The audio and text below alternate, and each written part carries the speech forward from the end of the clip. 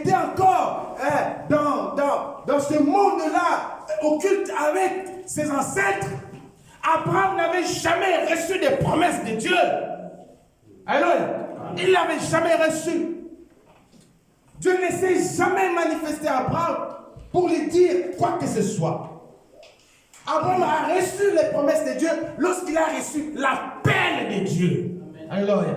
C'est lors de l'appel. Lorsque Dieu l'appelle, il dit, alors Abraham, lève-toi, maintenant marche, parcours, va dans ce pays-là. Alors cet appel s'est fait suivre deux promesses de Dieu. Les promesses sont la parole des chrétiens, parce que les chrétiens, c'est celui qui a reçu l'appel de Dieu. Alors, le païen peut aussi avoir des promesses, mais des promesses qui sont encore enfouies. Alléluia. Peut-être qu'ils ne savent pas encore, parce que Dieu, dans sa préscience, dans sa majesté, il peut faire des choses alors que toi, tu ne sais pas encore. Il a dit à Jérémie, je t'avais choisi alors que tu étais encore dans le ventre de ta mère. Paul le dit aussi. Mais ici, comprenez là où je suis, je parle de ceux qui sont appelés. Lorsque vous êtes appelés, lorsque vous venez à Christ, c'est encore, peut-être on peut parler du fait que les promesses deviennent actives. Je voulais utiliser un mot qu'on utilise très souvent avec les téléphones. Activé. Hein? Activé, oui. Les promesses deviennent actives, donc on doit activer les promesses. Alléluia. Avant c'était un peu mort, maintenant ça s'active. Alléluia. Alors, regarde, qu'est-ce qui se passe avec les enfants d'Israël? Les enfants d'Israël reçoivent une promesse de Dieu, les promesses de Dieu. Il dit à Jacob, tu te multiplieras, tu feras ceci, je ferai ceci, je ferai cela. Et ils arrivent en Égypte. Le problème qui se passe ici avec Jacob, avec Pharaon, ce n'est pas pour rien que j'ai lu tous les textes, le chapitre 1 de l'Exode, vous verrez que Pharaon est en train de s'attaquer à quelque chose. Alors, Satan est en train de s'attaquer à quelque chose. Il s'attaque à quoi? Il s'attaque aux enfants d'Israël dans les promesses que Dieu leur avait données. Je me fais comprendre. Il s'attaque à eux dans les promesses que Dieu leur a données. Je voudrais soulever une chose ici que nous devons comprendre. Bien aimé, lorsque tu reçois les promesses de Dieu, tu dois savoir que dans la vie, il y a des éléments qui veulent que tu ailles vivre cette promesse quelque part. Alléluia. Tu vis la promesse de Dieu quelque part. Tu es dans ta maison, tu es dans ton champ, tu es dans ton emploi. C'est là que tu vas vivre la promesse. Les promesses de Dieu, on ne les vit pas en l'air. On les vit quelque part. Alléluia. On doit les vivre dans un lieu, dans une circonstance, dans une situation. Alléluia. Alléluia. Amen. Voilà. J'avais dit que je vais être très rapide. Et je voudrais te dire ceci. Il y a des endroits qui ne sont pas propices au développement ou à l'exécution des promesses de Dieu. C'est ça l'Égypte. C'est ça l'Égypte. Et c'est ça ce que Pharaon est en train de faire ici. Des endroits qui ne sont pas propices au développement des promesses de Dieu. Il y a des gens qui chantent, ils se lèvent la voix, j'ai des promesses de Dieu, mais sais-tu que ces promesses-là, pour que ça, certaines promesses, pour que ça s'exécute, il faut que tu te trouves dans certaines situations, dans certaines conditions. Alléluia. Si tu te trouves dans des endroits comme l'Égypte, tu risques de voir ces promesses se retarder dans leur exécution. Tu risques de voir les choses se retarder. Alléluia. Alors, lorsque tu te trouves maintenant en Égypte, qu'est-ce qu'il faut faire? Il faut que le sang passe. Alléluia. Il faut que le sang passe. Donc ici, lorsque le sang passe ici, le sang est passé pour libérer les enfants d'Israël de cet étouffement de leurs promesses. Alléluia. C'est pour libérer les enfants d'Israël du fait que leur vie était étouffée. Alors je vais le dire rapidement, en 3 mots. Leur vie était étouffée comment? je reviens sur le texte de Exode, chapitre 1er. La Bible dit ceci. Lorsque les enfants d'Israël arrivent en Égypte, ils sont 70. Qu'est-ce qui se passe? Ils commencent à prospérer.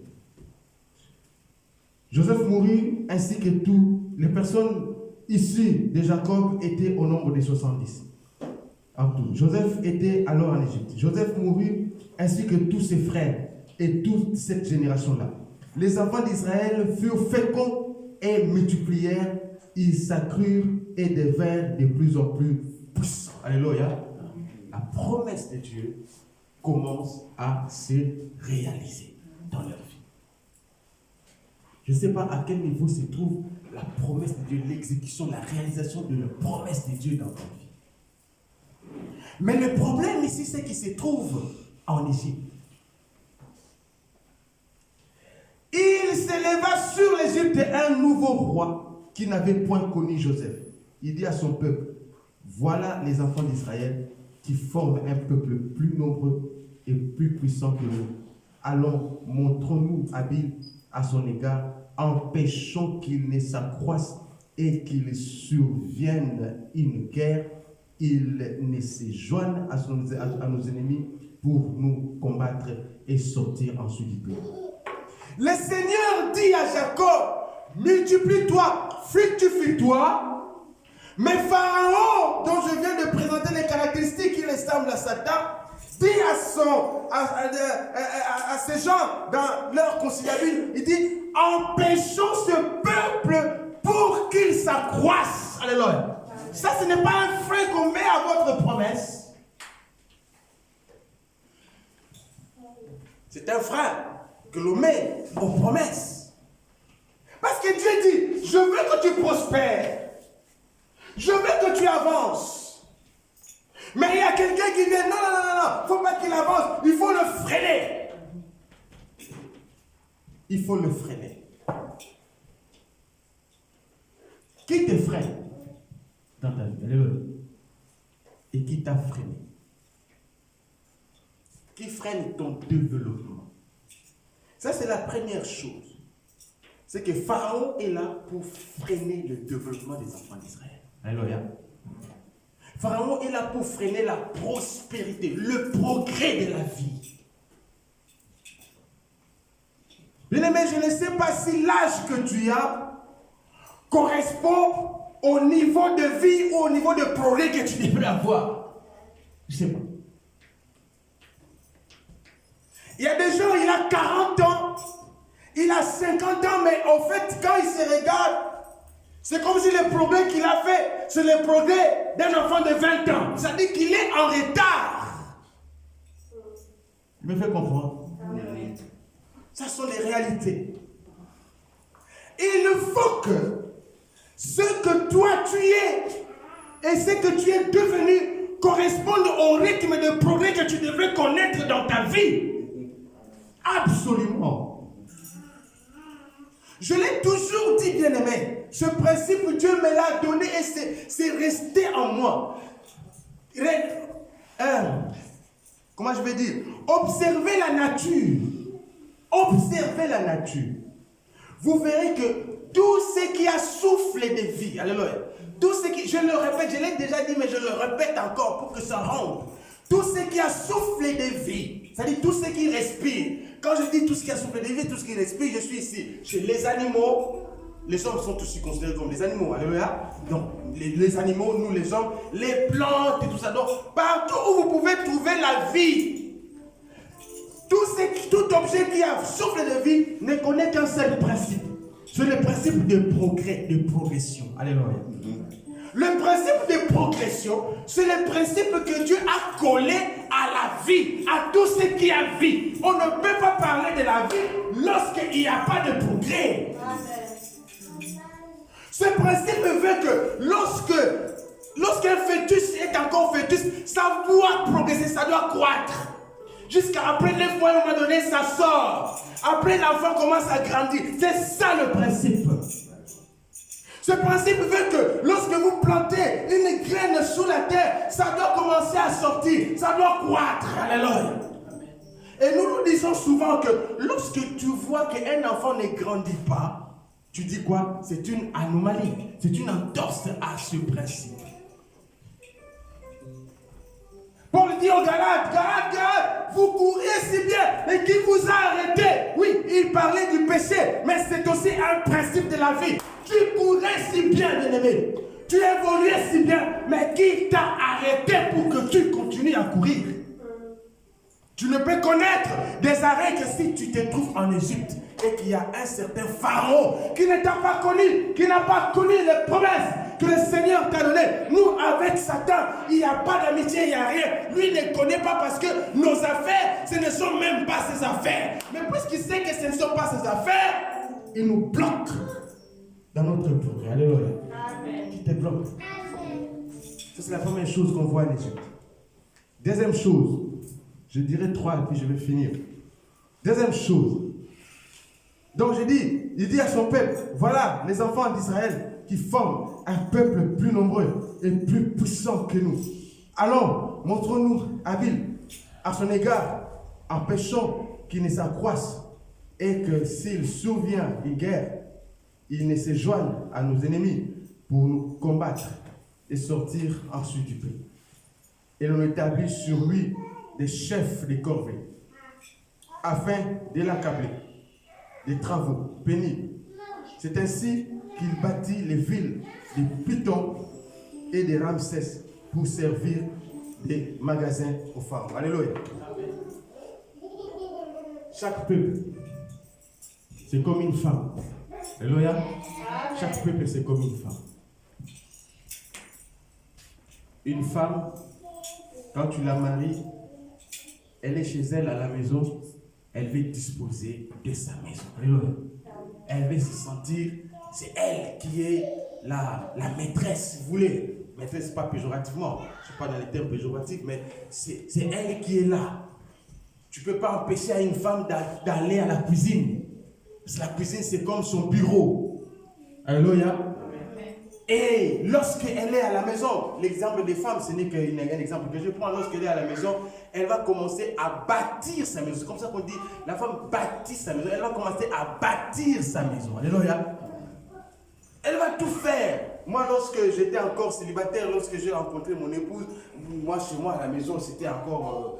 Mais après, à un moment donné, même les gens qui venaient me visiter, ils ont commencé à comparer quand j'étais encore seul et quand j'avais vraiment maintenant quelqu'un.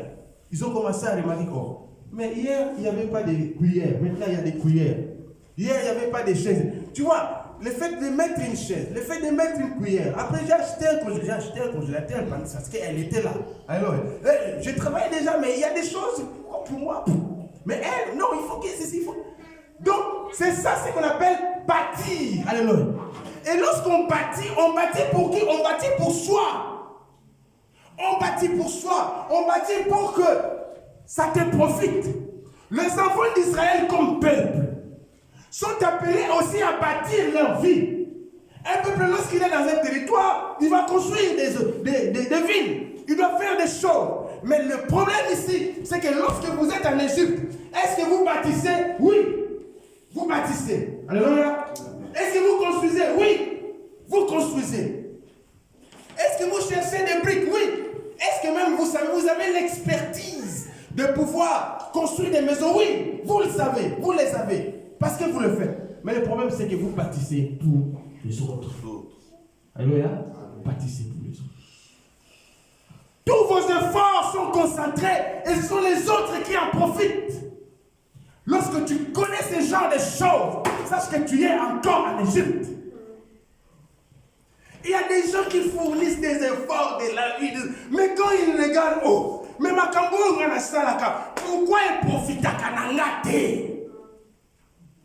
Pourquoi la soikayangote? Il y a des gens ici, ils travaillent à Salakambongo. Mais moi, mon épouse m'a toujours répété ça. Lorsque parfois, l'argent, on demande à Kinshasa et tout ça. Papa, tokota awa tosombe lokoyo tolia. Les enfants, on a eu tout ça là.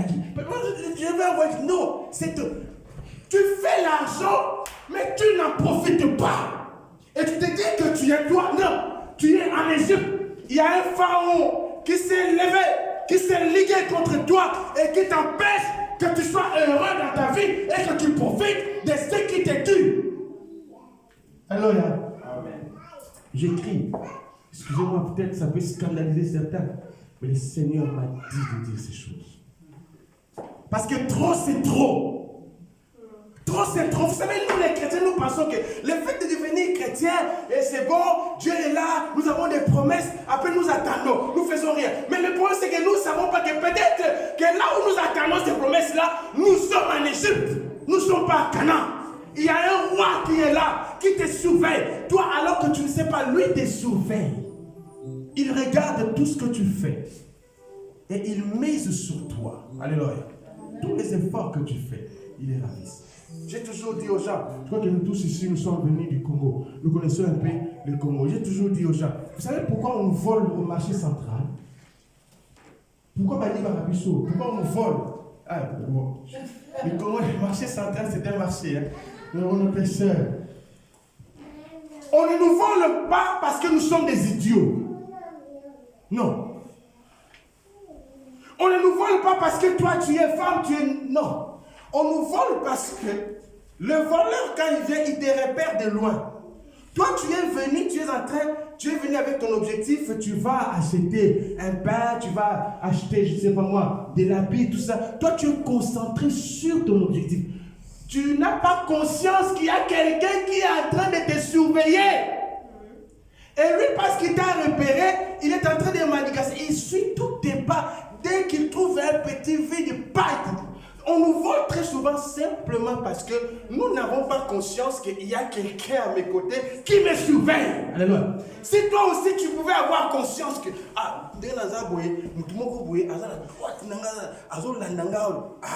on ne te volerait pas. Alléluia. Ou à la limite on te volerait difficilement. C'est ce que Satan fait. Le chrétien, il est là, il a Satan. Le Seigneur m'a promis le mariage. Le Seigneur, ce qu'il ne sait pas, c'est que Tata Moko Azawana Azakota. Excusez-moi de revenir sur ça. Alléluia. Il regarde. Il regarde. Il est là pour que toi, tout ce que tu fais, puisse lui profiter. Alléluia. Bien-aimé, tu dois bannir ces choses. Tu dois éviter, tu dois renvoyer ces choses, tu dois chasser ces choses. Ce que toi tu fais, c'est à toi. La Bible dit, la promesse est pour vous et pour vos enfants. Et pour les enfants de vos enfants, pour les enfants de vous. Il n'est pas dit, la promesse est pour vous et pour d'autres personnes aussi. Non, c'est pour vous et c'est pour vos enfants. Donc ça doit vous appartenir et vous profiter. Alléluia. Troisième chose, je vais finir par... Non, je n'ai pas le temps. Je s'arrête là. Alors, ce que je voudrais dire ici, c'est que toutes ces choses ici ont eu une fin. Alléluia. Ont eu une fin. Ils sont venus en Égypte en prince. Après, on commence à les accabler. Il y a un pharaon qui ne le connaissait pas qui s'est levé. Il a dit, oh, je vais vous faire des trucs. Et il a commencé, il a eu à un certain moment un mot sur eux. Pendant 430 ans, je ne sais pas combien de temps tu as souffert, bien-aimé. Tu peux imaginer 4 générations. 4 générations. Il y a des gens, depuis qu'il est entré dans le mariage, il n'a jamais vécu le bonheur. Il y a des gens même, bonheur, il y a des balles dans le chika. Lui, il a été au mariage, où il est au mariage, mais il sait vraiment pas c'est faire une idée de c'est quoi le mariage. Parce que c'est lié, en fait, quand il est entré au mariage, c'est pour faire autre chose. C'est pas réflexif, ça ne revient pas à lui. Toutes ces choses ont eu un temps. Alléluia. Ont eu une limite. Le jour où ça s'est arrêté, vous savez, c'est quand? C'est lorsque l'ange est passé. Alléluia. C'est le jour où l'ange est passé. C'est le jour où ils ont eu la révélation que vous mettrez le sang sur les linteaux. Lorsqu'ils ont mis le sang sur les linteaux, le dévastateur est passé, il est allé détruire les de l'autre côté, ça crée des émois. Et c'est là que Pharaon va les chasser. Alléluia. Il va les chasser. et ils vont sortir avec les grands biens. Je voulais te dire, bien-aimé, ce soir, que c'est un dimanche de vainqueur. C'est un dimanche du sang. Il faut que le sang te libère.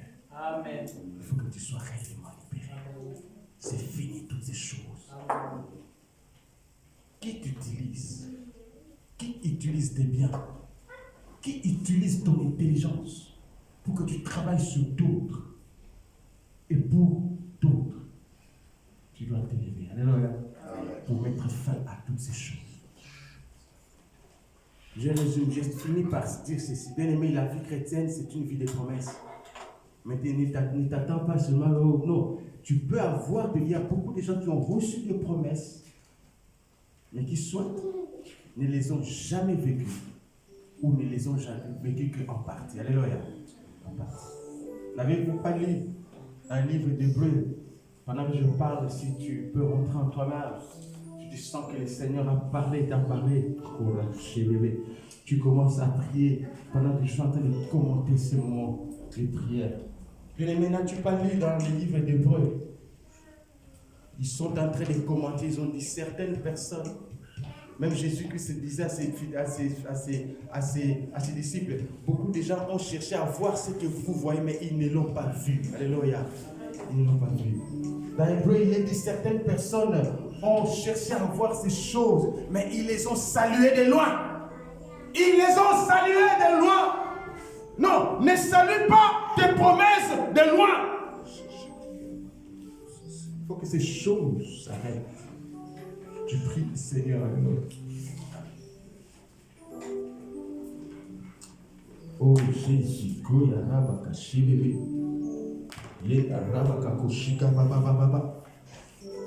il faut que le sang passe. Il faut que le sang coule. Alléluia. Il faut que ces choses soient arrêtées.